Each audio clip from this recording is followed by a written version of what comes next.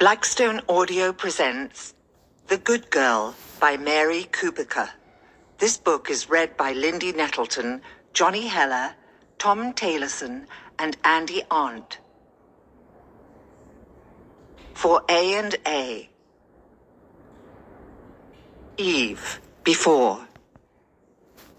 I'm sitting at the breakfast nook, sipping from a mug of cocoa when the phone rings.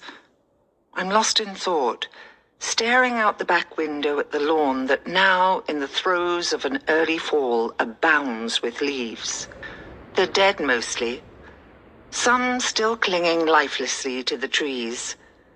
It's late afternoon. The sky is overcast, the temperature's doing a nosedive into the 40s and 50s. I'm not ready for this, I think, wondering where in the world the time has gone. Seems like just yesterday we were welcoming spring and then, moments later, summer. The phone startles me, and I'm certain it's a telemarketer, so I don't initially bother to rise from my perch.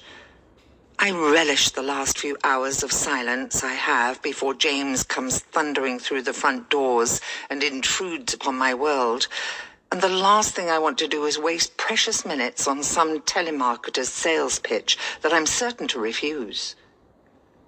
The irritating noise of the phone stops, and then starts again. I answer it for no other reason than to make it stop. "Hello?"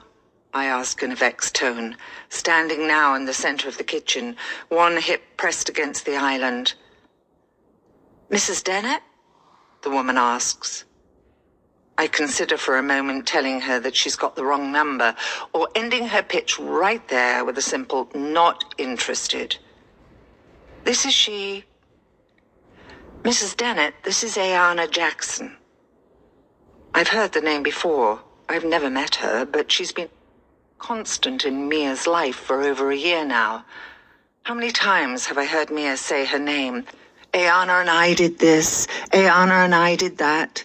She's explaining how she knows Mia, how the two of them teach together at the alternative high school in the city. "I hope I'm not interrupting anything," she says. I catch my breath. "Oh, no, Ayanna.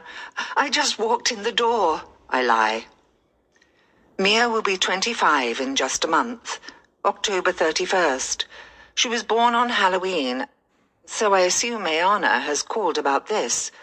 She wants to plan a party, a surprise party for my daughter. "Mrs. Dennett, Mia didn't show up for work today," she says.